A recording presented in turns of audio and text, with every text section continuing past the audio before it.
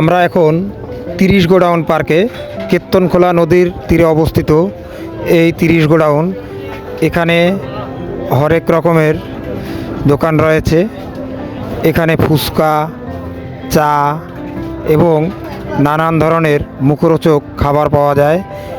বরিশালের মানুষ সন্ধ্যার পরে এখানে জমায়েত হয় এবং গল্প আনন্দ উল্লাস করে সময় কাটায়।